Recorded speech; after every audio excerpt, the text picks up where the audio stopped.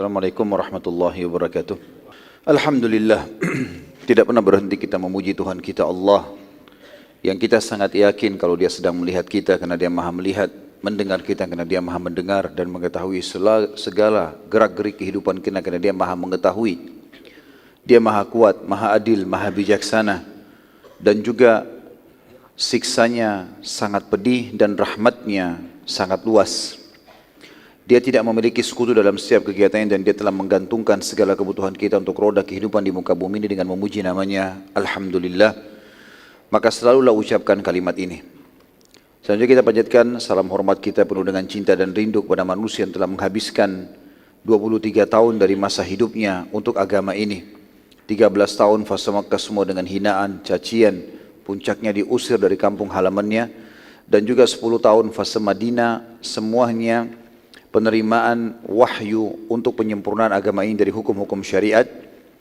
Dan juga Allah subhanahu wa ta'ala memerintahkan kita untuk mengucapkan salam hormat dan dibalas langsung 10 kali tambahan rahmat, yang berarti rahmat ini pengampunan dosa, peninggian derajat, penyelesaian segala perkara-perkara.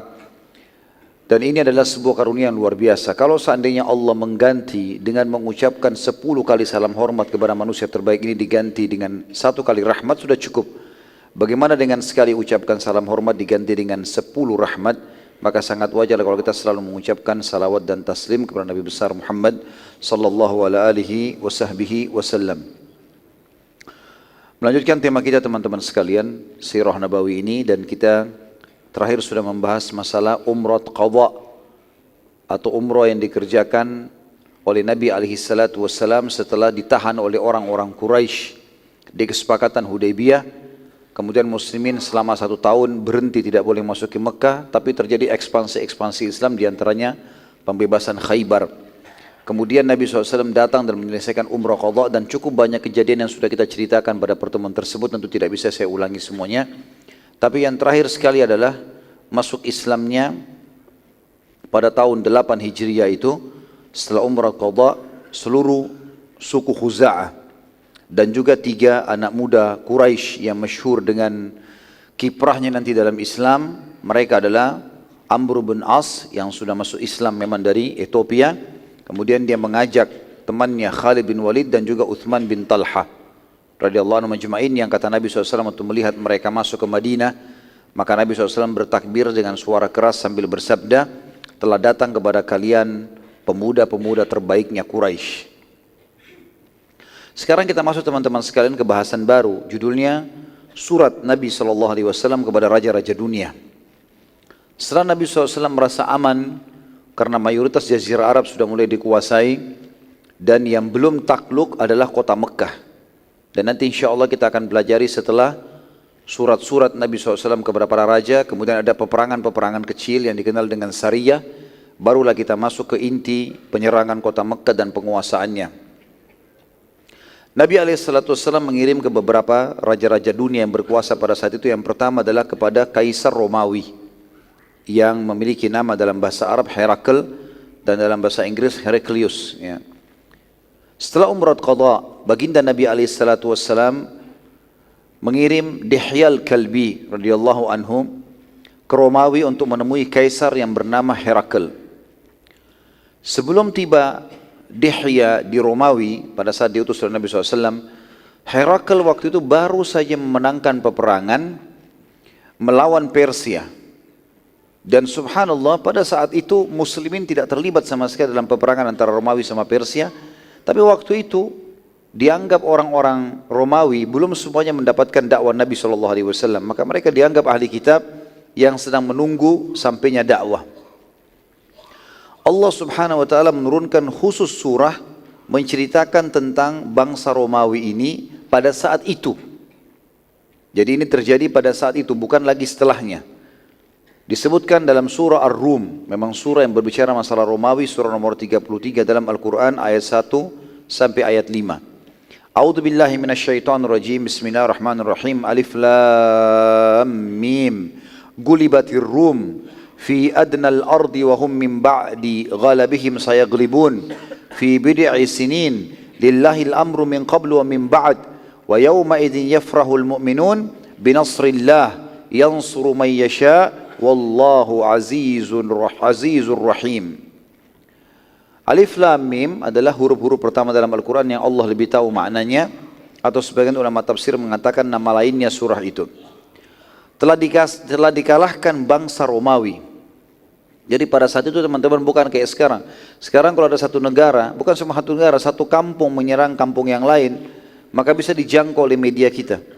Di zaman dulu mustahil. Nggak ada media sama sekali. Nggak ada handphone, nggak ada internet, nggak ada TV, nggak ada apa-apa. Jadi orang kalau mau tahu informasinya orang lain, dia harus betul-betul menunggu orang dari wilayah itu atau dia ke sana langsung. Nggak ada cara lain. Di sini Allah SWT menunjukkan keajaiban Al-Quran, bagaimana waktu itu muslimin sedang berada di Madinah dan mereka mengetahui informasi yang sedang terjadi pada saat itu di wilayah Jordania. Peperangan yang terjadi antara bangsa Romawi dengan bangsa Persia. Dan waktu itu bangsa Romawi menyembah Allah Subhanahu wa taala.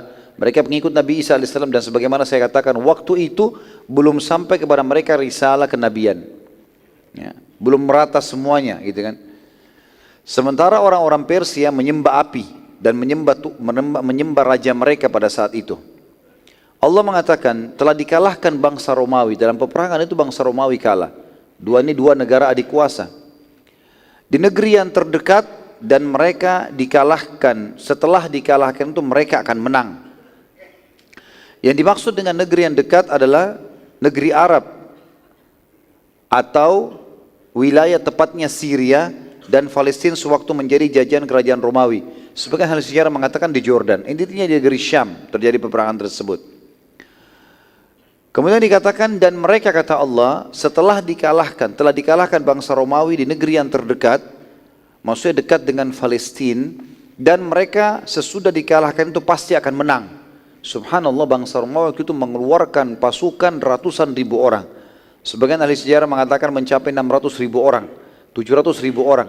Persia pun menggerakkan pasukan terbaiknya, 516.000 orang, sama kekuatan. Dan ini terjadi peperangan besar-besaran, dan saking banyaknya korban pada saat itu sampai wilayah yang terjadi peperangan dibanjiri oleh darah. Ya, sampai mereka kalau mau keluar dari kancah peperangan, mereka seperti menyeberang, melewati jenazah-jenazah dan juga darah-darah yang ada, saking banyaknya orang yang jadi korban. Jadi peperangan ini yang kalah kayaknya sudah mustahil untuk bisa menang lagi. Tapi Allah Subhanahu wa taala memastikan dengan kejiwaan yang sedang terpukul, dengan jumlah pasukan yang banyak terkalahkan, dengan materi yang banyak terkorbankan, Allah bilang waktu itu bangsa Romawi sangat lemah, mereka pasti setelah kalah itu akan menang nanti.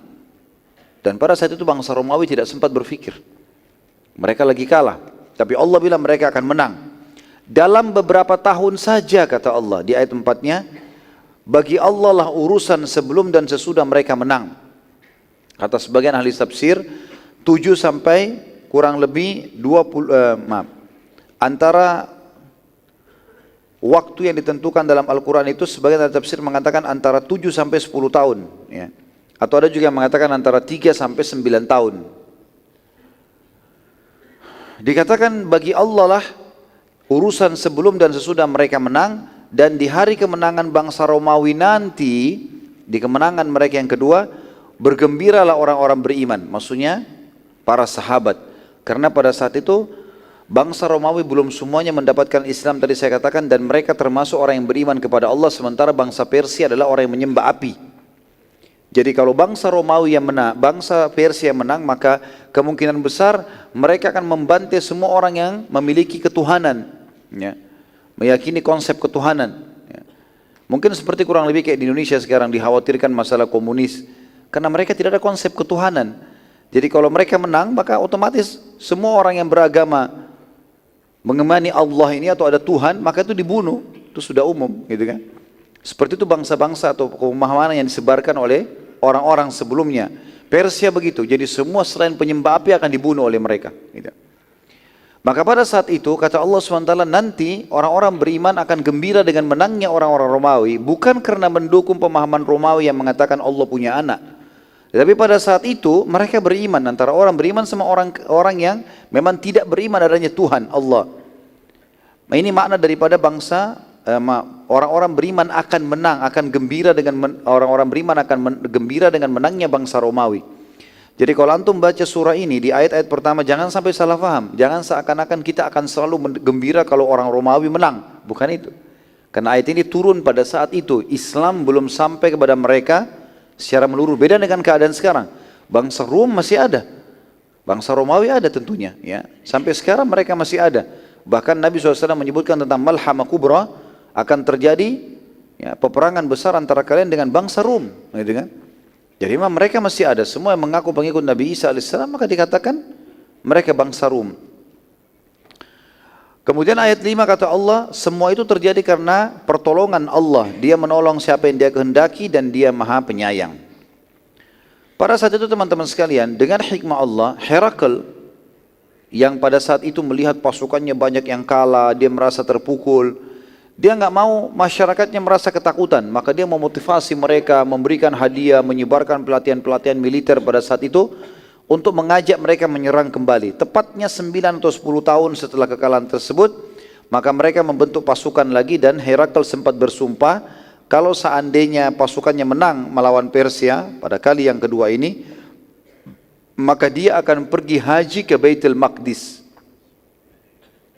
Dan tentu hajinya orang Nasrani ke Baitul Maqdis. Kita pun di awal-awal Islam dulu, di fase Mekah, sujudnya kaum muslimin menghadap ke Baitul Maqdis. Kiblat kita ke sana. Orang Yahudi pun menjadikan kiblat mereka Baitul Maqdis. Ya. Maka hajinya orang Nasrani sekarang ke sana. Gitu. Mereka pergi ke sana. Mereka anggap itu di sana hajinya. Dia janji, Herakl bersumpah, kalau seandainya menang pasukannya dia akan pergi ke Baitul Maqdis untuk haji dan berjalan kaki bersama dengan para pendeta-pendeta pada saat itu. Dan Herakl betul-betul melakukan itu pada saat dia menang. Ya. Jadi terjadi peperangan, akhirnya mereka menang. Dan saya tidak membahas tentang masalah peperangan Romawi lawan Persia. Intinya Al-Quran mengatakan mereka akan menang dan betul-betul terjadi apa yang Al-Quran sebutkan. Yang saya ingin titik beratkan teman-teman sekalian, pada hari menangnya Herakl, terbantaikan sekian banyak pasukan Persia, dan Persia waktu itu betul-betul terkalahkan luar biasa. Sampai mereka sudah seperti orang yang tidak akan pernah lagi berhadapan dengan Romawi karena terkalahkan. Herakl saking gembiranya, dia berpesta pada malam itu, ya. Kemudian dia berazam untuk pergi ke Baitul Maqdis. Di tengah jalan dia mimpi. Di malam hari di kemahnya dia mimpi. Dia mimpi kerajaannya hancur dikalahkan oleh orang-orang yang bersunat. Orang yang sunat, orang yang khitan. Begitu mimpi dia. Herakl pada saat itu terkaget bangun, kemudian dia memanggil para penasehatnya. Lalu dia tanya masalah perihal mimpi tadi. Apa artinya nih? Kenapa saya mimpi kerajaanku semua hancur dan pasukan yang menyerangku itu tidak bersunat? Ya. Namun tidak seorang pun dari penasehat yang memberikan gambaran kecuali satu orang yang mengatakan kemungkinan besar kerajaan Anda akan dihancurkan dalam waktu yang tidak lama oleh orang-orang yang bersunat. Maka Herakl sempat bertanya, siapa orang yang bersunat menurut kalian di muka bumi ini? Kata para pengikutnya, penasehatnya, tidak ada kecuali orang Yahudi. Kami nggak tahu orang yang sunat kecuali Yahudi. Maka Herakl berazam pada saat itu akan membunuh semua Yahudi. Nggak boleh lagi ada Yahudi yang hidup. Subhanallah, pada saat dia lagi mempersiapkan pasukannya untuk menghancurkan Yahudi, dimanapun Yahudi ada dia mau serang. Harus dihabisin Yahudi ini, karena dia takut kerajaannya hancur. Ternyata ada salah satu orang turunan Arab, kebetulan terjadi perselisihan. Waktu dia masuk ke wilayah Herakl di Romawi, dicurigai dia ini Yahudi atau orang Arab. Dan dia dari kaum muslimin orang ini. Cuma dia tidak mau buat masalah. Karena dia curigai Yahudi, diinterogasi dia tidak mau, dia mengatakan bukan, saya bukan Yahudi, saya orang Arab, dia tidak dipercaya. Maka pada saat itu pun dia ditangkap, pada saat ditangkap diperiksa. Ternyata dia berkhitan. Orang ini berkhitan. Maka dibawa ke depannya Herakl. Wahai Herakl, kami menemukan ada orang lain selain Yahudi yang bersunat. Maka kata Herakl, dari mana kamu? Dia bilang, saya dari Arab. Lalu kemudian Herakl bertanya, pada saat itu kebetulan memang dia ini selain raja juga seorang pendeta. Ya. Maka dia berkata, apa ada sesuatu yang terjadi di negeri kalian? Ada berita besar enggak? Kata dia, iya ada. Telah keluar di antara kami seseorang yang mengaku nabi. Herakl lalu berkata kepada orang tersebut, coba ceritakan kepada saya ciri orang yang mengaku nabi itu. Lalu orang ini pun menceritakan panjang lebar apapun yang dia tahu tentang Nabi SAW dari sisi khalqiyahnya, ciptaan fisik Nabi SAW, dan juga khuluqiyah dan akhlak Nabi SAW, serta syariat-syariat yang dibawa, karena dia seorang muslim, dia ceritakan itu. Herakl lalu berkata kepada orang yang ada di sekitarnya, datangkan kepadaku di negeri Syam ini, karena kebetulan dia sudah jalan, peperangan terjadi di tempat yang sama, di wilayah negeri Syam, di sekitar Jordania, tempat dia dikalahkan oleh bangsa Persia 10 tahun yang lalu. Peperangan terjadi di tempat yang sama dan menang. Dekat sekali untuk ke Palestina. Dia niat jalan kaki menuju ke Palestina. Di tengah jalan, dia mimpi tadi, dia lihat ini kejadian, lalu dia mengatakan, coba datangkan kepada saya siapapun yang kalian bisa dapatkan dari kafilah orang-orang Arab. Setelah diteliti teman-teman sekalian, ternyata ditemukan memang ada kafilah-kafilah Quraisy yang kebetulan lagi ingin belanja ke negeri Syam. Sebagaimana Allah sebutkan dalam Al-Quran, di hilatas syita'i was-saif, perjalanan musim dingin dan musim panas. Ini salah satunya ke negeri Syam, salah satunya ke negeri Yaman. Tapi ini negeri Syam, mereka datang mau belanja. Dan kebetulan waktu itu yang pimpin kafilah adalah Abu Sufyan. Masih dalam keadaan kafir Abu Sufyan. Abu Sufyan lalu kemudian dipanggil oleh pasukan Herakl dan dibawa dia dan seluruh kafilahnya menuju ke istana. Herakl waktu itu tidak bisa bahasa Arab, ya. Dia menggunakan bahasa Rum pada saat itu. Herakl bertanya melalui penterjemah, siapa di antara kalian yang paling dekat jalur nasabnya dengan orang yang mengaku nabi itu? Maka Abu Sufyan berkata, aku. Abu Sufyan ini termasuk kalau dilihat jalurnya sebenarnya masuk dalam sepupu Nabi SAW. Sepupu Nabi SAW. Dia sepupunya juga Uthman bin Affan. Mereka semua satu jalur, ketemu di kakek-kakek sekian gitu. Kalau tidak salah waktu itu ya, sebagian sejarah mengatakan Abu Sufyan ketemu dengan Nabi SAW di kakek kelimahnya. Herakl lalu memerintahkan agar Quraisy semuanya duduk, orang kafilah semua duduk di bagian belakang, dan Abu Sufyan di depan sendiri, tidak boleh ada yang di sebelahnya. Lalu Herakl berkata, aku akan bertanya kepadamu, ditunjuk Abu Sufyan. Lalu ia berkata kepada pengikut Abu Sufyan yang ada di belakang, bila orang ini berbohong ataupun salah dalam mengucapkan, maka kalian semua harus meluruskan. Kalau tidak, kalian semua akan saya bunuh. Herakl raja besar pada saat itu, ya. Maka Abu Sufyan berkata pada saat itu, dan dia ceritakan setelah dia masuk Islam, dia sampaikan riwayat dan dinukil oleh para ahli sejarah kita, dia bilang, demi Allah, bila aku berbohong pun pada saat itu tidak akan pernah ada satupun dari pengikutku yang ada di belakangku yang berani meluruskan, karena aku pemimpin mereka. Tapi aku tokoh Quraisy dan sangat memalukan bila aku bohong. Herakl lalu berkata kepada Abu Sufyan, bagaimana jalur nasabnya Nabi itu? Ayahnya, kakeknya, pokoknya jalur nasab ke atas. Abu Sufyan bilang, sungguh dia memiliki jalur nasab yang suci di antara kami. Terkenal semua dari ayahnya, kakeknya, terus sampai ke atas ini orang-orang yang baik, nggak punya riwayat yang tidak baik gitu. Herakl bertanya lagi, apakah ada yang pernah mengaku nabi sebelumnya di antara kalian? Di suku kalian ini, di suku Quraisy, pernah nggak ada yang ngaku nabi yang kalian ketahui? Kata Abu Sufyan, tidak ada. Ya, tentu saja kenapa dikatakan tidak ada, karena dibahas di sini dari suku Quraisynya. Quraisy nama seseorang bernama Fikhir. Fikhir ini jauh dari keturunan Nabi, maksudnya turunan Nabi Ibrahim dan Ismail alaihissalam, tapi jauh di bawah. Dan Quraisy mulai disebutkan, diistilahkan dalam Quraisy dari orang ini namanya Fikhir. Berarti mulai Fikhir ke bawah, ada enggak yang mengaku Nabi? Maka kata Abu Sufyan, tidak ada. Kalau yang dimaksud adalah seluruh jalur nasabnya sampai ke atas, perlu ada Nabi. Dan ada Nabi Ibrahim dan Ismail alaihissalam. Maka kata Herakl, apakah kalian pernah menilai dia sebelum mengaku Nabi sebagai pendusta? Pernah enggak ada riwayatnya orang itu di suku kalian satu kali saja pernah bohong? Kata Abu Sufyan, tidak pernah. Herakl tanya lagi, apakah yang menjadi pengikutnya orang-orang lemah atau orang-orang terhormat? Kata Abu Sufyan, orang-orang lemah dan miskin. Kata Herakl, apakah jumlah mereka bertambah atau berkurang? Kata Abu Sufyan, bertambah.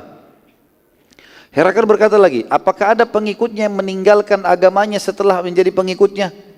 Ada nggak orang yang datang ngetes terus kemudian pulang lagi, keluar lagi dari agamanya? Kata Abu Sufyan, tidak ada.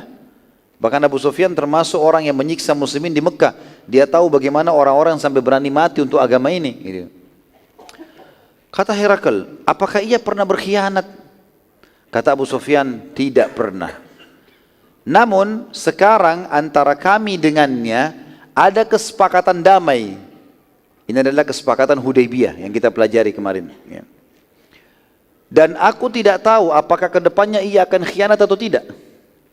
Abu Sufyan di sini teman-teman berkata, dia ceritakan setelah dia masuk Islam, dia ceritakan panjang, dia mengatakan, sungguh aku tidak mendapatkan celah untuk menghina Nabi Muhammad SAW kecuali pada masalah ini saja. Jadi semuanya baik ini. Jawabannya jujur, harus jujur. Dia bilang, saya tidak dapat celah untuk menghinanya kecuali di sini. Saya bilang, sekarang lagi ada kesepakatan. Saya tidak tahu ke depan dia khianat atau tidak, tapi sebelumnya gak pernah berkhianat. Hanya itu celahnya. Gitu. Herakl bertanya lagi, apakah kalian telah memeranginya? Kata Abu Sufyan, iya. Kata Herakl, bagaimana hasil peperangan kalian dengannya? Kata Abu Sufyan, sekali ia menang, maksudnya perang Badr, dan sekali kami menang, maksudnya perang Uhud. Kata Herakl, apa yang ia perintahkan kepada kalian? Apa dakwanya? Kata Abu Sufyan, ia memerintahkan kami agar menyembah Allah satu tanpa menyekutukannya, serta meninggalkan apa yang nenek moyang kami lakukan, sembah-sembah berhala segala macam. Ia juga memerintahkan kepada kami agar mengerjakan sholat, jujur dan tidak mengemis, serta menjaga silaturahim. Herakl lalu berkata pada penerjemahnya, katakan kepada orang ini baik-baik dengan bahasa yang jelas. Aku bertanya kepadamu tentang jalur nasabnya, engkau menjawab bahwa ia memiliki nasab yang suci. Demikian pula para nabi dan rasul yang diutus pada nasab terbaik kaumnya. Herakl sekarang sebutkan kepada Abu Sufyan. Selama ini teman-teman, Abu Sufyan selalu memerangi Nabi SAW. Enggak percaya. Siapa Muhammad itu? Salah satu penduduk Mekah. Bahkan Abu Sufyan merasa dirinya lebih kaya gitu kan. Makanya dia tolak terus. Tapi sekarang Abu Sufyan heran. Herakl ini, raja yang selama ini orang Quraisy pun takut dengannya, ini menyebutkan tentang kenabian Nabi SAW. Kau bilang tadi jalur nasabnya baik, maka itu semua nabi-nabi begitu. Pasti jalur nasabnya yang terbaik di kaumnya. Aku bertanya kepadamu, apakah ada di antara kalian yang pernah menyatakan hal yang serupa, pernah ngaku nabi? Engkau menjawab, tidak ada. Kalau seandainya ada yang telah menyatakan sebelumnya, dari kakek-kakeknya pernah ngaku nabi, maka aku akan mengatakan bahwa ia hanya mengikuti orang sebelumnya saja. Aku bertanya kepadamu, apakah ada di antara kakeknya yang raja? Engkau menjawab, tidak ada. Ini juga salah satu pertanyaan sebenarnya di riwayat ini, semestinya ada sebelumnya ya. Tapi ini tidak disebutkan dalam potongan riwayat yang tadi saya sebutkan.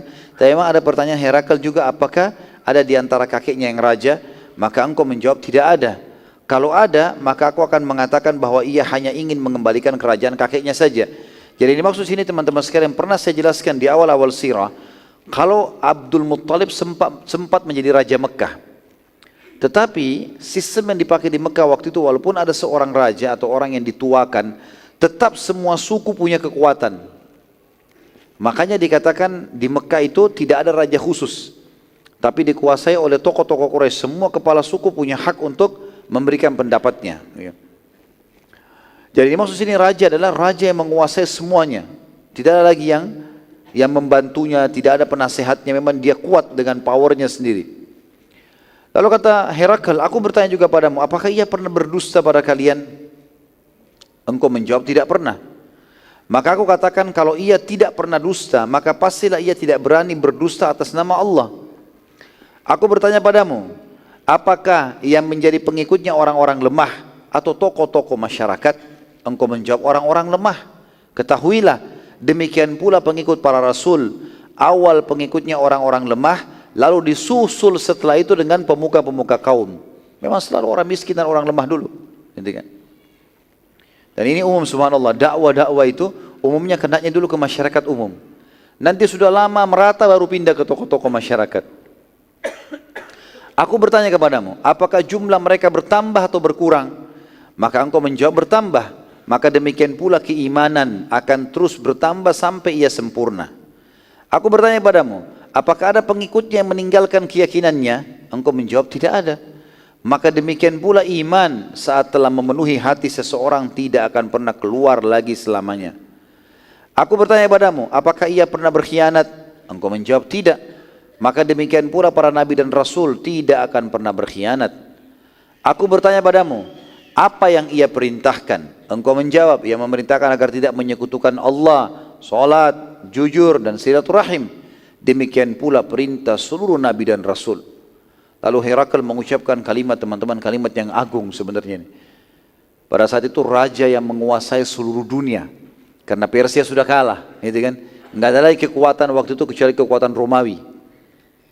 Maka dia berkata, bila semua yang engkau sampaikan ini benar, maka demi Allah, ia, orang itu, pasti akan menguasai apa yang berada di bawah kedua telapak kakiku ini. Maksudnya kekuasaanku ini juga akan takluk di tangan dia nantinya. Dan aku sangat tahu ini zaman keluarnya Nabi. Tetapi aku tidak menyangka kalau akan keluar dari kalangan kalian. Dan bila aku bisa menjangkaunya, aku bisa menemuinya, niscaya aku akan sangat gembira dan menghormatinya. Bila saja aku berada di sisinya, maka niscaya aku akan mencuci kedua telapak kakinya. Ini kata Herakl tentang Nabi SAW. Abu Sufyan waktu sudah selesai itu disuruh keluar, dia keluar lalu dia berkata kepada teman-temannya, demi Allah, sungguh perkara Abu Qabs. Ini Abu Qabs, teman-teman sekalian, adalah istilah ejekan dari orang Quraisy untuk Nabi SAW.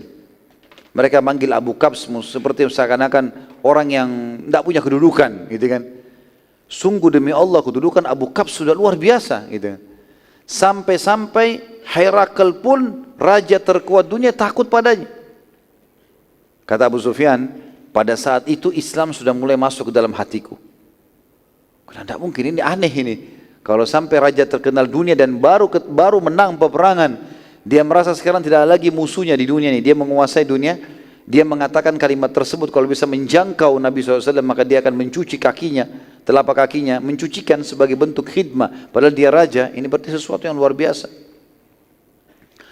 Sesaat baru saja Abu Sufyan keluar, berpapasan Abu Sufyan keluar dari situ, Dihyal Kalbi sampai. Utusan Nabi SAW, bawa surat dari Madinah. Gitu kan. Maka Dihyal Kalbi tiba kemudian menemui Herakl dan minta menyampaikan surat Nabi SAW. Bunyinya, dan surat ini teman-teman masih tersimpan sekarang, ada di pemerintah Inggris sekarang menyimpan ini ya, di museumnya di Inggris ada. Dan ini diakui oleh ahli sejarah Inggris dan Eropa, ini ditulis di abad ke-7 Masehi.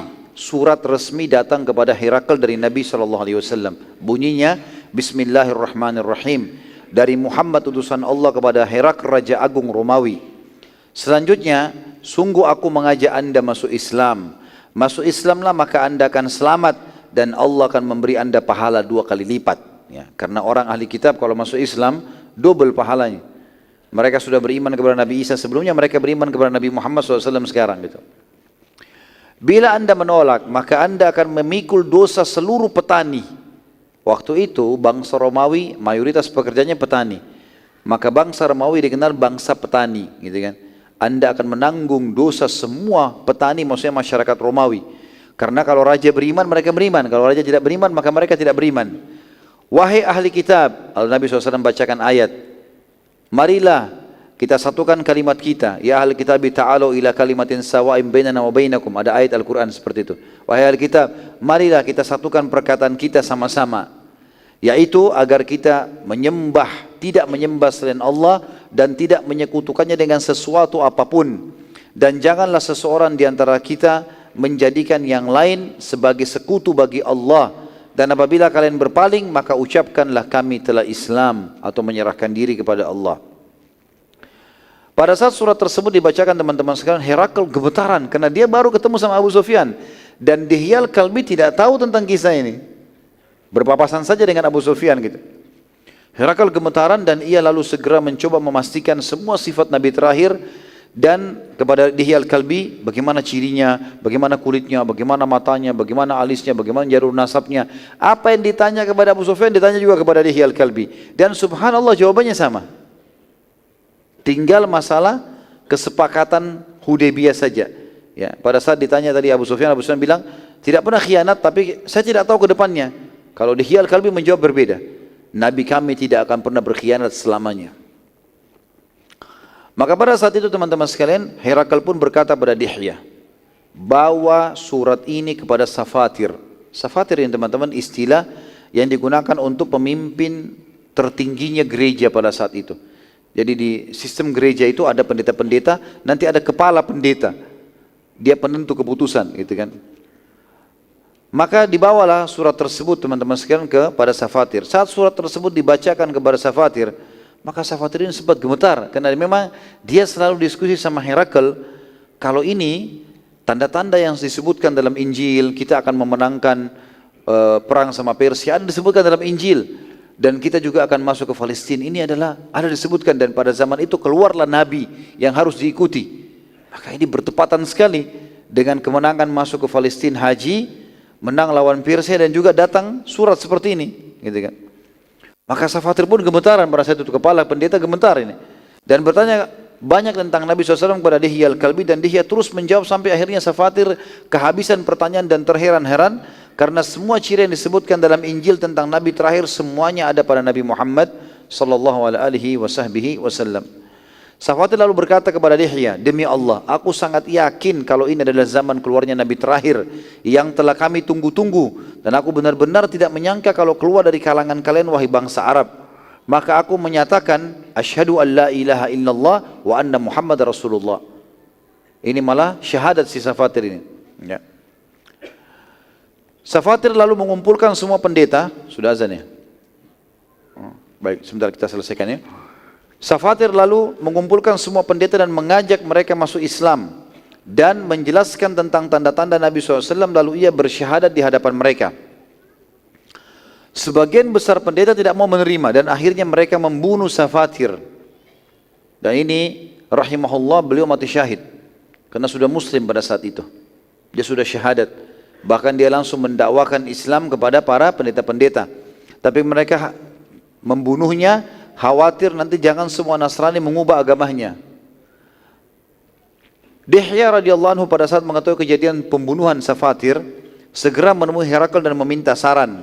Herakl lalu berkata, sungguh kedudukan Safatir di sisi mereka lebih mulia dibandingkan aku. Kalau Safatir saja mereka tidak dengar bahkan membunuhnya, maka bagaimana dengan aku? Tapi cobalah sabar dulu, aku akan mengatur strategi untuk mengumpulkan mereka. Herakl lalu mengumpulkan semua pendeta di sebuah ruangan dan ia perintahkan agar semua pintu dikunci dan dari luar serta seluruh pendeta harus masuk ke ruangan tersebut, dan disiapkanlah prajurit-prajurit yang memegang pedang yang berada di setiap belakang pendeta. Jadi ada puluhan pendeta yang datang dimasukkan dalam satu ruangan, di setiap belakang pendeta itu ada satu prajurit yang pegang pedang, tapi tidak memperlihatkan kalau dia siap untuk membunuh para pendeta-pendeta ini kalau menolak gitu. Semua pendeta berkumpul pada saat itu, maka Herakl keluar menemui mereka dan membacakan surat Nabi SAW serta membaca ayat-ayat Injil yang membuktikan tentang kebenaran risalah Nabi Muhammad SAW. Lalu Herakl bersyahadat di depan mereka. Jadi Raja Agungnya Romawi masuk Islam di depan mereka semua. Maka seluruh pendeta kaget karena sekarang raja mereka pun mengikrarkan syahadat. Saat mereka mau melarikan diri dari ruangan, ternyata semua sudah terkunci. Jadi pendeta ini mau melarikan diri karena kaget kenapa rajanya pun masuk Islam. Maka para pendeta berkata, demi Allah kami tidak akan meninggalkan agama Al-Masih walaupun engkau membunuh kami semua. Melihat kejadian tersebut, maka Herakl khawatir bila membunuh semua pendeta malah jadi masalah tengah-tengah masyarakat. Maka dia pun dikatakan dalam buku sejarah, lalu cinta dunia mengalahkan imannya. Karena dia baru syahadat. Dia takut nanti kalau pendeta ini dibuka pintu lalu menyebarkan berita kalau raja begini dan begitu, lalu terjadi pemberontakan, akhirnya dia jatuh dari kerajaannya padahal dia baru menguasai dunia. Maka dia pun berkata, aku hanya mau menguji kalian.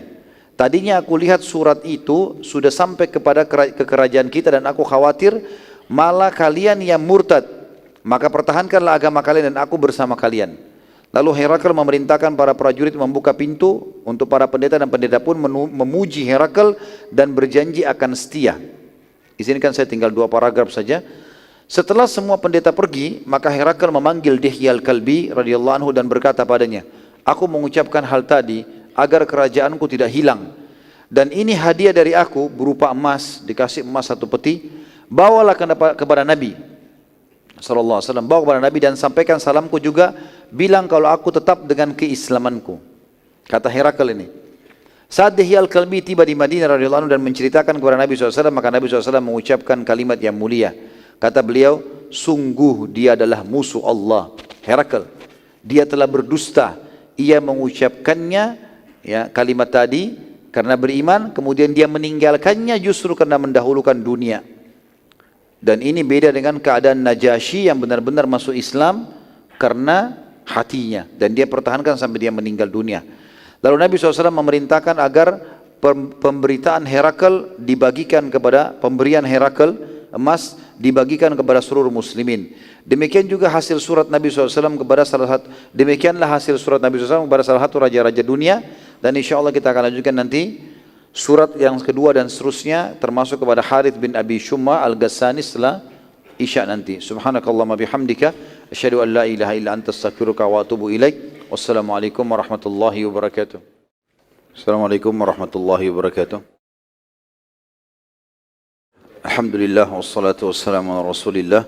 Segala puji bagi Allah Subhanahu wa taala, juga salawat dan taslim kepada Nabi besar Muhammad sallallahu alaihi wasallam. Surat kedua Nabi alaihi salatu wassalam yang dikirim setelah Herakl, walaupun sebenarnya surat-surat ini dikirim oleh Nabi SAW secara bersamaan.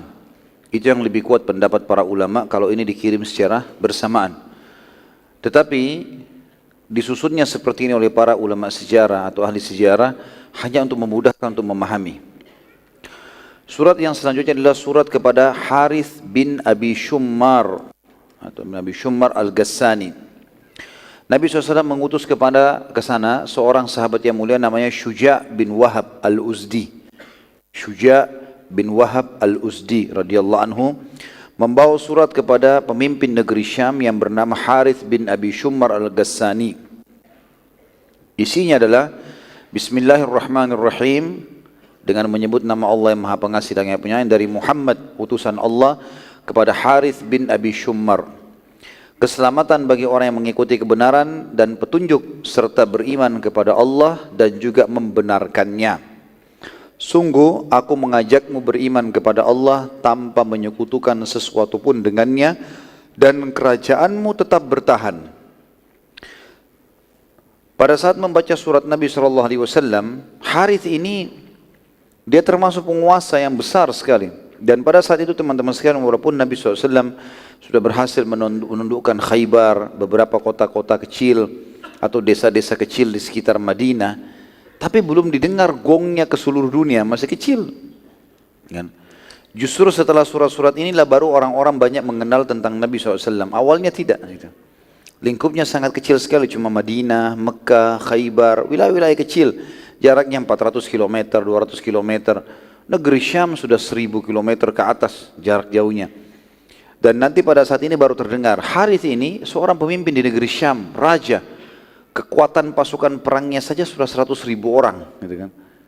Dia kurang lebih dia menguasai wilayah Jordania dan sebagian wilayah Palestina, ya, sebagian lagi dikuasai oleh Romawi, dan dia termasuk sekutunya orang-orang Romawi, sekutu orang Romawi, cuma dari turunan Arab. Dia marah untuk membaca surat Nabi SAW dan dia berkata, siapa orang ini? Berani benar ia mengancam kerajaanku sementara aku memiliki pasukan sebanyak 100.000 prajurit. Maka gara-gara itu teman-teman sekalian, Harith pun mencari tahu tentang siapa Nabi SAW, tinggal di wilayah mana, berapa besar kekuatan pasukannya, lalu dia mempersiapkan semua kekuatannya 100.000 orang untuk menyerang Madinah. Dan nanti ini akan menjadi penyebab terjadinya perang Mu'tah. Dan insya Allah nanti kita akan jelaskan besok pagi peperangan itu ya. Peperangan yang sangat mulia yang terjadi antara muslimin dengan bangsa Romawi dengan suku Ghassan yang bersekutu sama bangsa Romawi.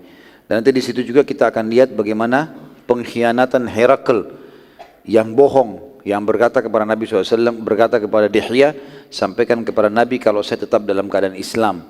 Kata Nabi SAW, dia bohong. Dia takut kehilangan kerajaannya. Dari itu terbukti nanti di perang Mu'tah, karena pada saat Harith ini minta tolong kepada dia, Herakl mengirim 100.000 juga pasukan Romawi.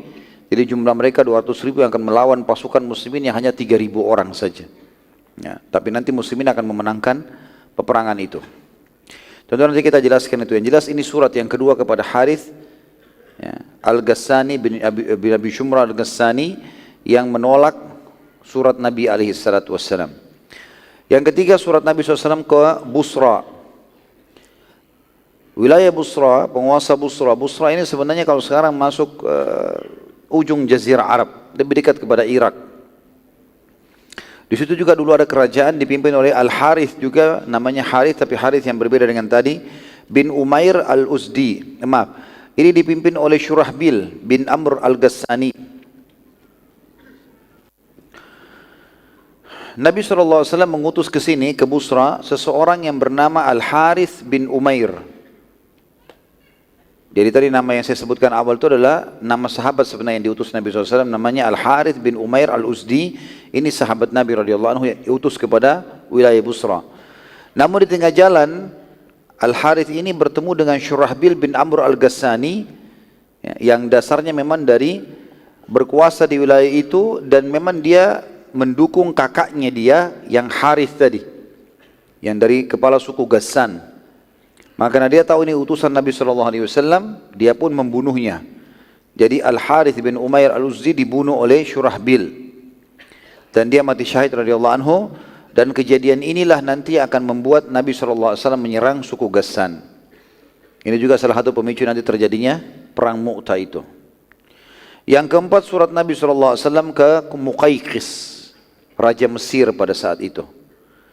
Nabi SAW mengirim ke sana Hatib bin Abi Balta'ah radhiyallahu anhu kepada penguasa Mesir yang bernama Al-Muqayqis. Surat Nabi SAW berbunyi mirip dengan suratnya ke Herakl, karena dia raja Nasrani.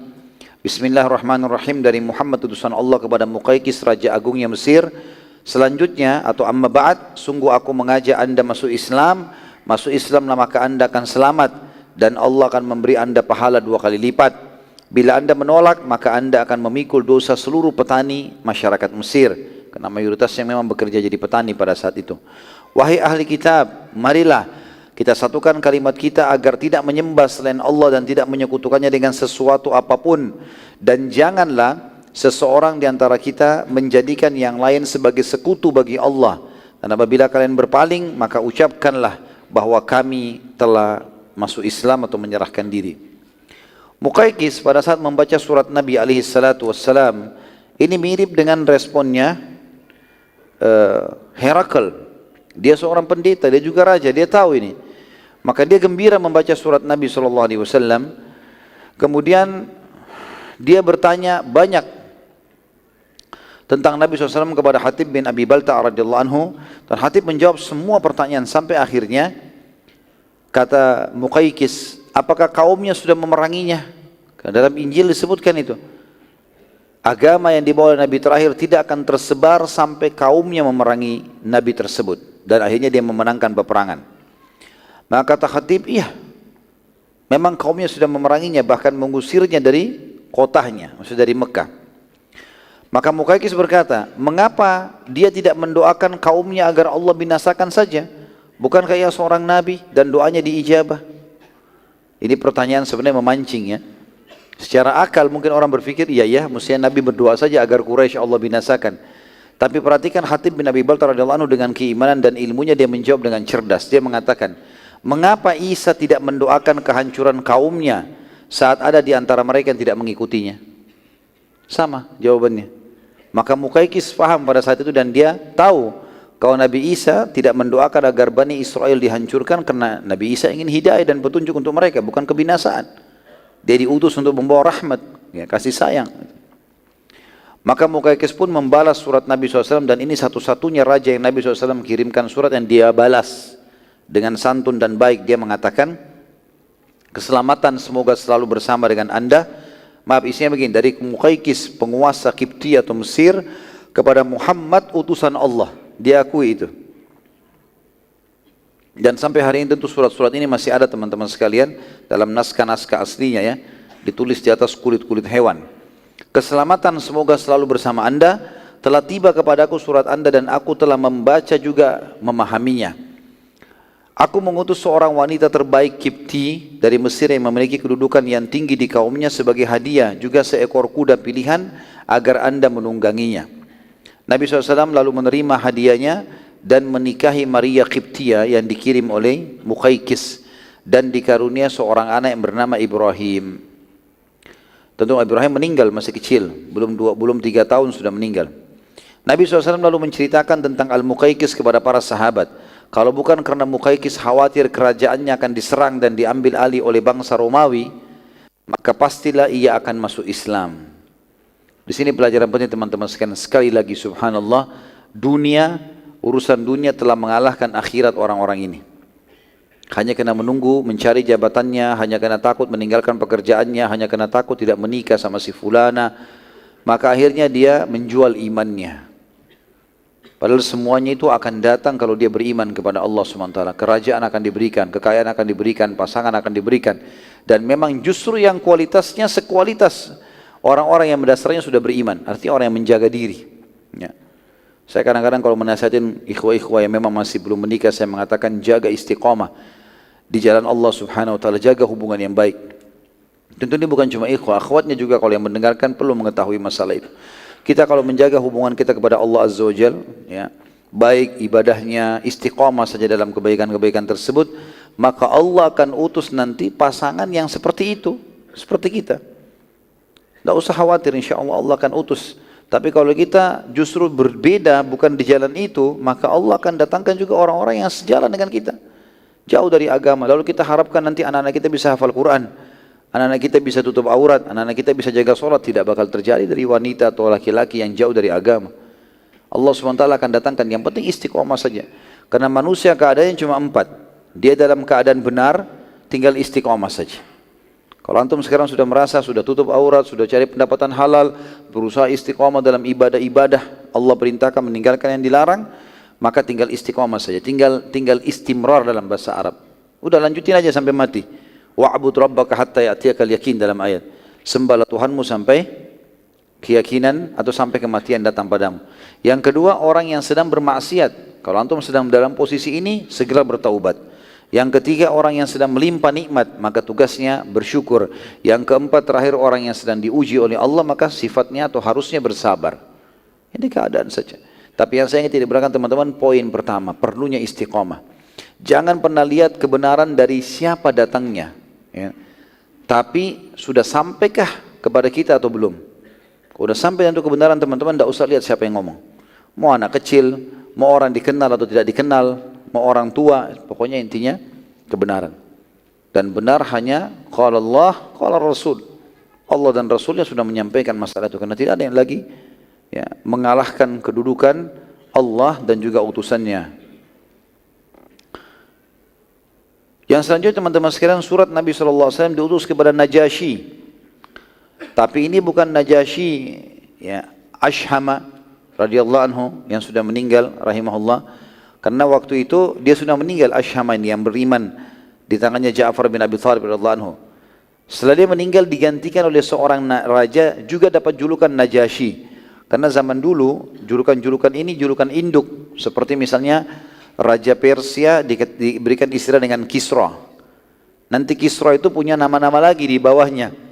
Seperti Kisra yang ditaklukkan di zaman Umar bin Khattab, namanya Anusinwan. Terkenal dengan kerajaan besarnya, tapi dia induknya namanya Kisra. Romawi seperti Herakl tadi, istilah induknya adalah Kaisar. Kemudian Raja Yaman Tubba. Raja Afrika, waktu itu pusatnya di Ethiopia, adalah Najasyi. Raja Mesir Fir'aun, gitu kan? Maka ini semua istilah-istilah yang digunakan untuk wilayah-wilayah tersebut. Tentu istilah Fir'aun sudah hilang setelah meninggalnya Ramses kesekian, ya. Saya tidak hafal Ramses keberapa yang memang tenggelam di zaman Nabi SAW, tapi induknya namanya Fir'aun. Semenjak itu istilah Fir'aun terhapus dari raja-raja Mesir karena dianggap sudah binasa dengan meninggalnya orang itu. Tapi pada saat itu Najasyi yang ini tidak beriman kepada Nabi SAW karena dia bukan seorang pendeta. Tapi dia juga tidak menolak. Surat setelahnya, dan ini surat yang masyhur sekali, sangat besar, adalah surat kepada Raja Kisra, ya. Kisra Persia, dan rajanya itu bernama Barwiz. Nabi SAW mengutus ke sana Abdullah bin Hudzafah radhiyallahu anhu kepada Barwiz, dan isi suratnya adalah Bismillahirrahmanirrahim dari Muhammad utusan Allah kepada Kisra agung, raja agungnya Kisra agung Barwiz. Jadi sebenarnya suratnya ini ada, tapi ulama-ulama sejarah tidak menukil semuanya, karena yang masyhur adalah baru dibaca sampai situ, tiba-tiba si Barwiz ini suruh berhenti. Ya, suruh berhenti, nggak boleh, jangan dilanjutin.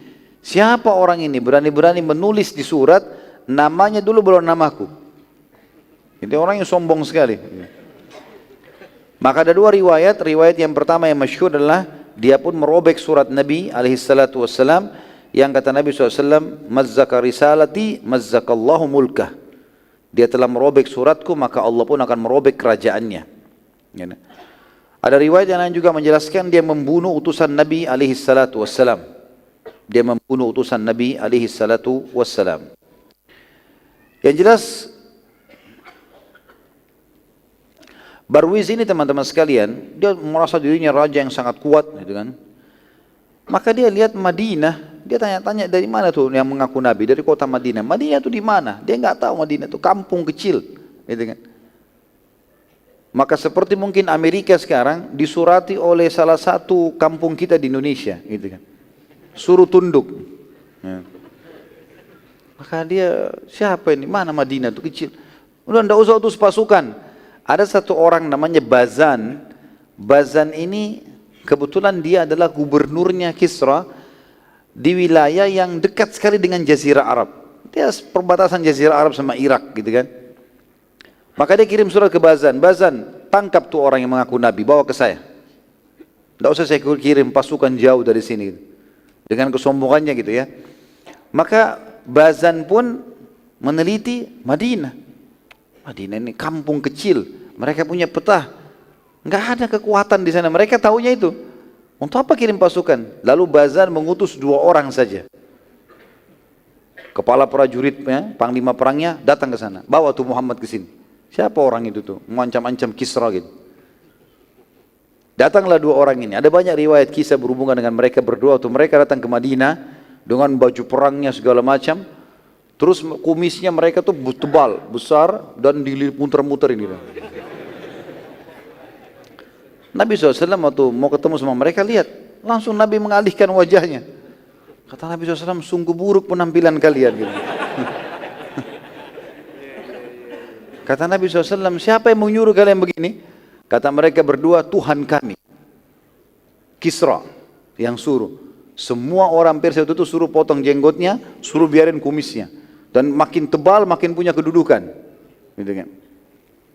Maka kata Nabi SAW, sungguh Tuhanku, karena kan mereka bilang Tuhan kami Kisra. Kata Nabi SAW, Tuhanku menyuruh aku selain itu. Kami disuruh memelihara jenggot dan menghabiskan kumis kami, atau memotong kumis kami. Itu yang disampaikan oleh Nabi SAW. Maka akhirnya kedua orang ini duduklah, mengatakan, ada penterjemahnya, siapa kamu ini hai Muhammad? Nabi SAW jelaskan, saya adalah utusan Allah, saya begini, saya begini. Apa ajaranmu? Ajaranku begini dan begitu. Ajaran tauhid, mengesahkan Allah, yang menyempurnakan ajaran di sana nabi-nabi yang lain sebelumnya, disuruh sholat, dilarang zina, larang ini, larang itu, disampaikan semua syariat. 2 orang ini, karena bukan ahli kitab, tidak faham. Mereka penyembah api gitu kan. Mungkin kalau bicara sama Nasrani masih nyambung masalahnya, tapi ini nggak nyambung. Maka dia bilang, sudahlah. Sekarang begini Muhammad, daripada Kisra kirim-kirim jauh pasukannya besar di sini menghabiskan kota kamu, ikutlah sama kami. Kata Nabi SAW, sebentar dulu. Kalian tahu kampung saya, ini kota ini, sudah tahu tempatnya. Tahu rumah saya, ini rumah saya nih. Ini masjid saya, ini rumah saya. Saya nggak akan kemana-mana. Kalian mau tangkap saya setiap saat silahkan, bisa. Tapi saya mau sampaikan satu hal dulu. Kalau malam ini, waktu itu kebetulan sudah menjelang malam, mereka tiba, mau istirahat, mereka mau nginap di Madinah waktu itu. Malam ini Tuhanku Allah membunuh Tuhan kalian Barwiz itu. Mati raja kalian malam ini. Kata mereka berdua, dari mana kau tahu itu hai Muhammad? Dari Tuhanku. Kalian percaya tidak percaya, tunggu saja. Buktikan sendiri. Kata mereka berdua, itu jawabanmu? Kata Muhammad SAW, iya. Sampaikan ini. Sampaikan ini kepada Bazan yang utus mereka. Ya. Maka dua-duanya mengatakan baiklah, masuk akal. Ini kampungnya kecil, tidak akan kemana-mana. Jazirah Arab, mereka anggap pada saat itu nggak ada apa-apa, gersang, nggak ada hasilnya bagi mereka gitu. Dan tidak sulit untuk mengutus pasukan mencari satu orang gitu. Dia pulang ke Bazan, tapi Bazan ini cerdas. Maka keduanya mengatakan, jawabannya orang yang mengaku Nabi itu Muhammad begini. Katanya Tuhan kita Kisra dibunuh oleh Tuhannya. Gitu kan? Kata Bazan, baiklah kita tunggu. Waktu itu kebetulan teman-teman sekalian, informasi dari pusatnya Kisra, kerajaan Kisra, Madain namanya. Itu untuk sampai ke tempatnya Bazan 2 bulan. Jadi kalau ada kejadian instruksi apa dari pusat, itu orang naik kuda, naik unta, pasukan antar 2 bulan baru sampai, baru dijalankan instruksi. Begitu. Ada berita apa? Kata Bazan, baik kita tunggu. Kalau betul-betul ada kejadian betul dicatat hari itu, pada malam itu hari apa, mereka tunggu. Subhanallah, 2 bulan kemudian betul-betul datang.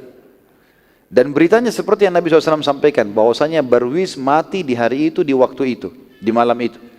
Kata Bazan, sungguh tidak ada yang bisa mengucapkan ini kecuali seorang Nabi. Maka Bazan pun akhirnya beriman. Dan Bazan termasuk teman-teman sekalian raja rahimahullah yang meninggal dalam keadaan Islam, tapi banyak umat Islam yang tidak tahu. Dia adalah gubernur, walau di Jazirah Arab dikenal dengan raja sebenarnya, tapi dia gubernur yang paling besar, gubernur terbesarnya Kisra. Kemudian surat yang dikirim oleh Nabi SAW selanjutnya kepada Munzir bin Sawi. Munzir bin Sawi ini penguasa Bahrain. Bahrain tentu bukan negeri Bahrain yang sekarang ya. Bahrain dulu wilayah yang cukup luas, memang di pinggiran Jazirah Arab, lebih dekat kepada Teluk, tapi pesisirnya wilayahnya cukup luas. Munzir bin Sawi ini diutus kepadanya oleh Nabi SAW Al-Ala Al-Hadrami, Al-Ala bin Hadrami radhiyallahu anhu. Isi surat Nabi SAW serupa dengan isi surat yang ke Kisra.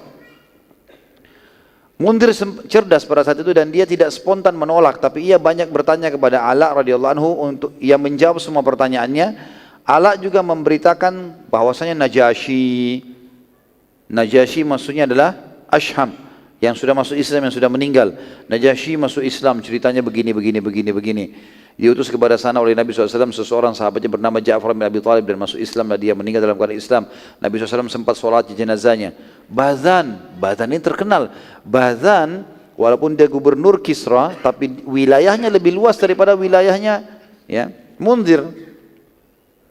Jadi Munzir bilang, Najasyi sudah masuk Islam, Bazan sudah masuk Islam. Bahkan disebutkan oleh Al-Hadrami dan suku fulan. Di Jazirah Arab yang diketahui oleh Munzir ini, dia tahu suku-suku itu. Termasuk kaum Yahudi yang ada di Khaybar sudah dikalahkan semuanya. Tinggal yang belum ditaklukkan hanya Mekah saja. Maka setelah memastikan semua itu, Munzir pun akhirnya masuk Islam. Munzir pun bin Sawi masuk Islam dan mengajak seluruh warganya masuk Islam, dan bagi yang tidak mau masuk Islam maka dipungut darinya jizyah. Munzir yang ambil jizyah dikirim kepada Nabi alaihi salatu wassalam. Berarti sudah ada 2 nama yang memimpin pada saat itu masuk Islam, Bazan dan Munzir bin Sawi rahimahumullah. Kita tentu tidak, sebenarnya lebih tepat kita bilang rahimahullah karena tidak sempat bertemu dengan Nabi alaihi salatu wassalam. Karena definisi sahabat yang biasa kita doakan radhiyallahu anhu, walaupun ini doa bisa kita ucapkan pada siapapun ya, tapi termasuk mendudukan posisi para sahabat pada tempat yang lebih mulia daripada orang lain adalah kita mengatakan radhiyallahu anhum. Karena mereka tidak pernah melihat Nabi SAW, sementara definisi sahabat adalah harus melihat Nabi dengan mata kepala, beriman pada beliau dan juga meninggal dalam keyakinan Islam, baru dikatakan seorang sahabat. Surat selanjutnya adalah surat Nabi SAW ke penguasa sebagian wilayah Yaman. Waktu itu Yaman terbagi 2, sebagiannya dikuasai oleh Al-Harith Al-Humairi ya. Nabi SAW mengutus ke sana Muhajir bin Umayyah al-Makhzumi. Muhajir bin Umayyah al-Makhzumi. Muhajir bin Umayyah al-Makhzumi radhiyallahu anhu ini diutus kepada Al-Harith Al-Humairi. Jadi Al-Humairi ini nisbat kepada sukunya namanya Himyar ya, suku Himyar. Pada saat mendengar surat Nabi SAW tiba kepadanya, belum sempat dibaca dia tolak. Langsung dia tolak karena dia tahu Madinah bagi dia juga kecil. Udahlah, tidak usah beriman. selesai, disuruh pulang saja utusan Nabi SAW. Belum baca suratnya sudah ditolak. Gitu kan. Tentu waktu itu Yaman teman-teman sekalian dibagi dua ya, setengahnya dikuasai oleh Persia, setengah dikuasai oleh orang ini. Surah selanjutnya datang kepada Hawdah bin Ali Al-Hanafi. Hawdah bin Ali Al-Hanafi, ini penguasa wilayah Yamamah. Nabi SAW mengutus ke Hawdah bin Ali Al-Hanafi ini seorang sahabat mulia namanya Sulaiq bin Amr. Sulaiq bin Amr radhiyallahu anhu. Dan Hawdah ini juga termasuk suku Arab yang memiliki kurang lebih 100.000 personil perang. Jadi itu memang militernya sejumlah itu. Saat surat Nabi SAW dibaca di hadapannya, maka Hawdah tertarik dan ia sudah mendengar juga mengumpulkan informasi perkembangan Islam. Maka ia berkata kepada Sulaiq, sebagai respon dari surat Nabi SAW, sampaikan kepada Muhammad, kalau aku akan beriman pada risalahnya, demikian pula seluruh kaumku. Tapi ada syaratnya. Syaratnya adalah kalau Muhammad wafat, aku jadi penggantinya. Pada saat surat atau balasan tadi, berita tersebut tiba di Nabi SAW di Madinah, maka kata Nabi SAW, semoga Allah melaknatnya. Dia hanya mau beriman karena kekuasaan saja. Nabi SAW lalu berdoa, ya Allah cukupkanlah aku dari keburukan orang ini atau Hawdah.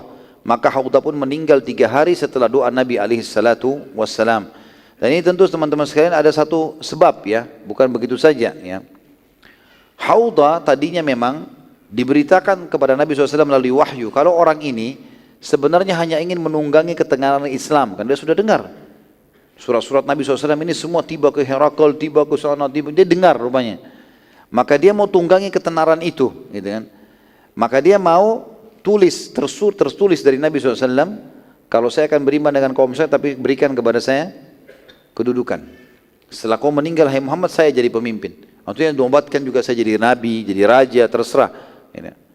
Maka Nabi SAW pun akhirnya mendoakan dia keburukan, karena dia sudah niat juga pada saat itu, kalau Nabi SAW tidak terima permintaannya, utusan Nabi SAW pulang dalam beberapa hari, 3 atau 4 hari dia akan menyerang Madinah. Maka Nabi SAW mendoakan supaya Allah mengambil alih Hawdah. Maka betul-betul 3 hari kemudian dia meninggal dunia. Kemudian selanjutnya surat Nabi SAW kepada penguasa Oman, wilayah Oman, yang bernama Jaifar bin Abdu. Jaifar bin Abdu. Ya. Jaifar bin Abdu ini diutus kepadanya oleh Nabi SAW Amr bin As radhiyallahu anhu. Maaf, bukan Jaifar bin Abdu ya, Jaifar dan Abdu, adik kakak ini. Jaifar dan Abdu. Ya.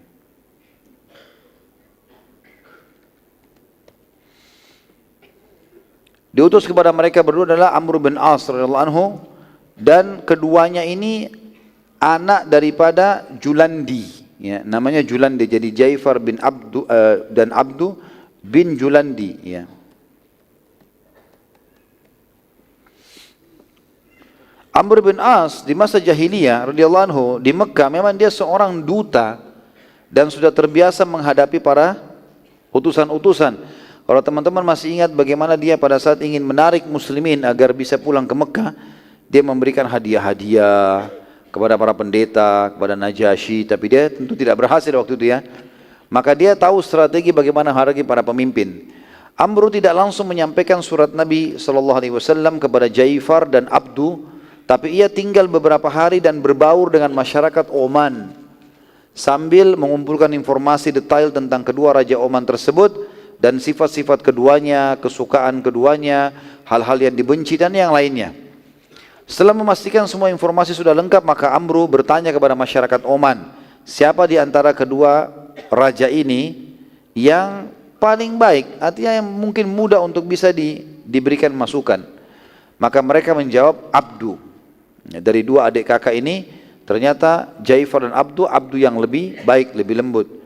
Maka Amr pun memulai mendatangi Abdu dan membacakan surat Nabi SAW, dan bila ia beriman maka seluruh kerajaan dan kekuasaannya tetap, hanya saja hukum yang diterapkan adalah hukum Islam. Kerajaan tetap, semua tetap, tapi Islam yang diterapkan. Abdu waktu itu sempat sangat marah dengan surat Nabi SAW dan berkata, berani benar dia mengancam kerajaanku. Apa yang bisa ia lakukan untuk mengalahkan kekuasaanku? Maka raja Dia merasa kenapa harus tunduk dengan seseorang yang tidak dikenal.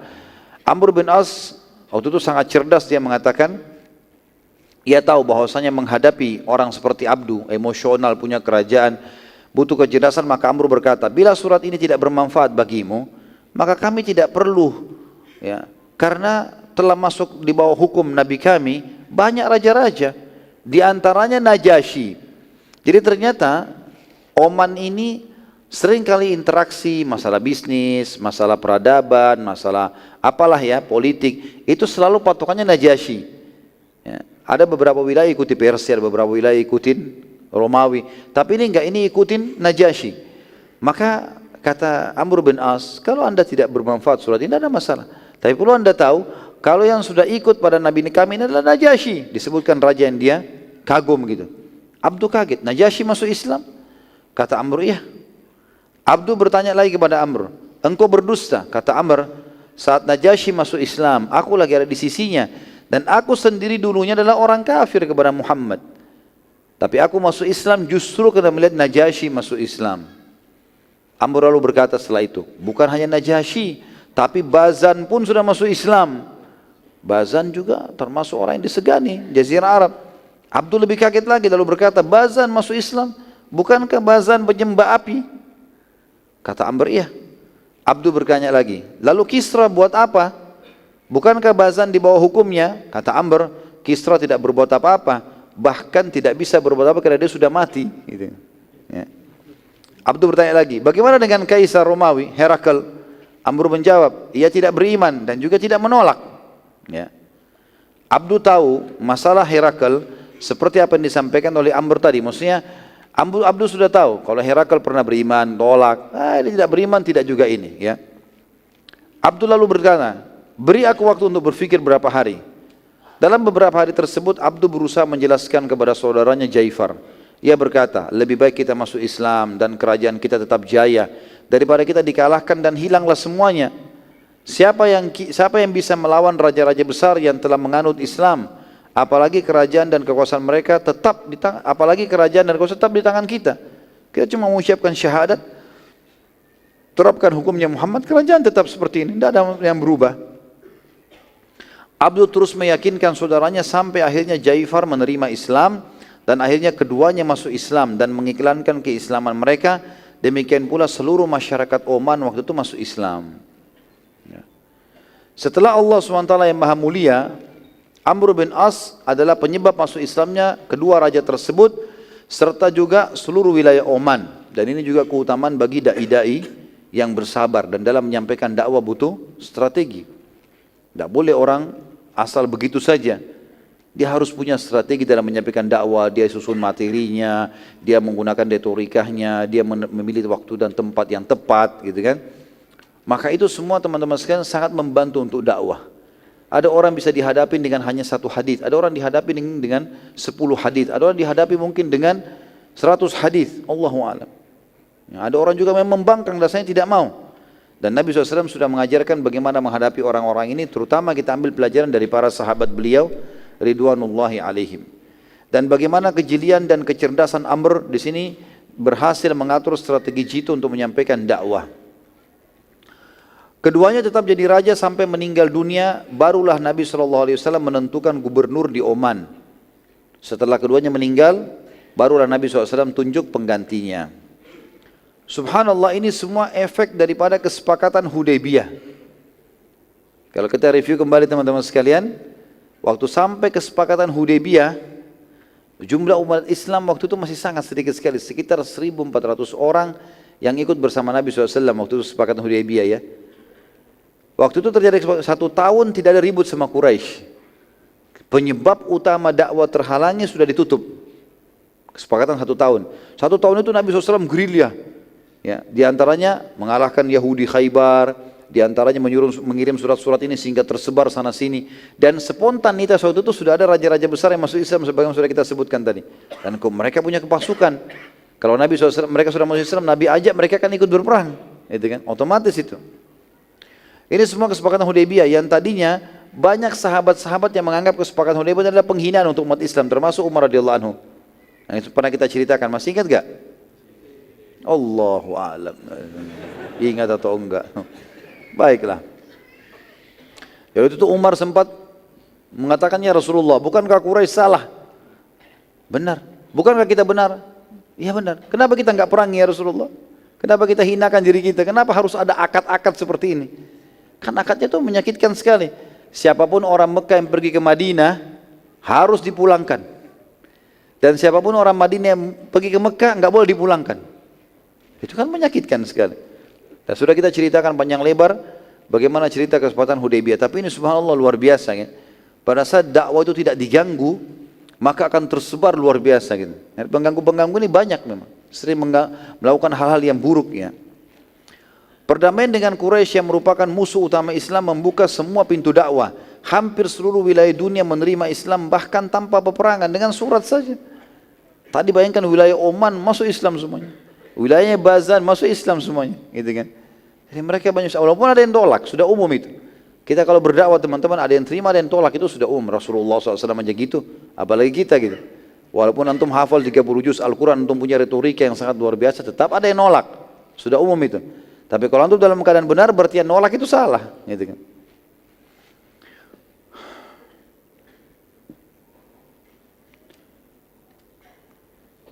Pelajaran penting yang bisa kita ambil dari surat-surat Nabi alaihi salatu wassalam.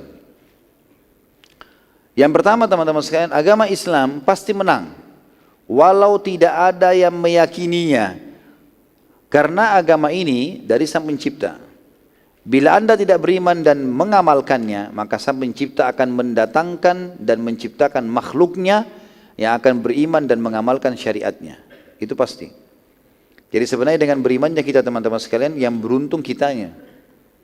Banyak orang teman-teman tidak khusyuk dalam sholat, tidak mau bersedekah kecuali nanti kalau memang ada dorongan besar dalam jiwanya, tidak mau berdoa kecuali kalau musibah sudah datang. Ini semua kenapa terjadi? Karena dia belum yakin dengan agama ini. Karena yakin sama agama ini teman-teman, ada orang gak ada orang tetap dia sholat, tetap dia sedekah, tetap dia baca Quran, dia tahu kebutuhannya. Banyak orang juga fikir Allah Sang Pencipta butuh dengan ibadah kita. Allah enggak butuh. Allah enggak butuh dengan sholat antum, enggak butuh dengan sedekah antum, enggak butuh dengan sembelihan antum. Allah SWT mengatakan misalnya dalam masalah sembelihan ya, dalam ayat Al-Quran, A'udzubillahi minasyaitonirrajim, la yanalullahu ruhumuha wala dima'uhu walakin yanalu taqwa minkum. Allah enggak pernah butuh dagingnya dan darahnya sembelihan kalian, tapi Allah mau lihat ketakwaan kalian. Allah enggak butuh. Kenapa orang kalau masuk masjid ada orang tidak khusyuk dalam sholat? Karena dia pikir Allah butuh, cuma kayak store kewajiban, selesai. Enggak, Allah enggak butuh. Biar kita sholat khusyuk, dapat 100% pahala dan semua sholat kita bahkan umur kita 1000 tahun tidak ada gunanya. Ya, kecuali untuk dia sendiri. Dalam hadis qudsi riwayat Bukhari kata Nabi SAW, Allah berfirman, wahai anak Adam, semua amal-amal yang saya perintahkan kepadamu sebenarnya adalah hal yang saya akan kembalikan kepadamu juga. Akan diberikan. Allah SWT yang memberikan kepada kita. Allah ciptakan kita, Allah ciptakan dunia, ciptakan amal perbuatan kita, amal buruk kita untuk menguji kita. Allah ciptakan surga dan neraka. Allah yang mengatur semuanya. Jadi sebenarnya tidak ada gunanya buat Allah SWT, tapi berguna buat kita. Yang kedua, jadi kalau kita jauhi agama ini, poin pertama tentunya kita sendiri yang rugi, karena agama ini pasti akan menang. Tidak akan pernah luluh agama Islam, karena ini agama kebenaran. Inna dina indallahil Islam. Yang kedua, kecerdasan dan kejelian pemimpin dalam mengambil keputusan kapan harus perang, kapan harus damai, kapan menyerang, kapan menahan diri, yang diikuti dengan pemahaman yang mendalam pada syariat Allah Maha Sempurna dan bertawakal kepadanya. Seperti Nabi SAW melakukan itu. Waktu diajak damai Hudaybiyah, oke diambil. Waktu di perang Khaybar juga kalau masih ingat, ada beberapa benteng Yahudi selain di Khaybar yang sempat minta damai. Nabi SAW tidak perangi mereka, bukan berarti karena sudah kuat pasukan lalu diperangi semua, enggak. Oke, mau damai-damai, gitu kan. Tapi dipantau oleh Nabi SAW. Dipantau, walaupun nanti di zaman Umar bin Khattab, karena ada yang berkhianat, maka diusir oleh Umar bin Khattab dari Jazirah Arab. Gitu. Tapi di sini perlu seorang pemimpin punya strategi. Dimulai dari pemimpin rumah tangga misalnya. Seorang laki-laki juga harus begitu. Punya strategi dalam rumah tangganya, bagaimana dia tahu sumber pendapatnya dari mana, kapan dia nasihatin istrinya, kapan dia nasihatin anaknya, dia berikan tempat di mana yang layak, strategis untuk mereka tinggal, yang mereka nyaman sehingga dia juga nyaman dalam bekerja, seterusnya. Ya. Kemudian juga pemimpin lembaga, bagaimana dia menaungi beberapa orang pegawai, pemimpin perusahaan, lebih tinggi lagi pemimpin negara, bagaimana dia mengatur strategi-strategi yang akhirnya membuat seluruh masyarakatnya akan mendapatkan haknya atau orang di bawah naungannya, dan dia juga lepas dari tanggung jawab pada hari kiamat. Yang ketiga, setiap orang harus jeli dalam melihat dan menerima kebenaran, dan kebenaran itu hanya satu, tidak ada lagi yang lain, yang berasal dari Sang Pencipta Allah yang Maha Agung dan Maha Mulia. Setiap dari Allah yang Maha Suci tidak akan ada kesalahan dan pasti benar, maka segeralah terima dan amalkan.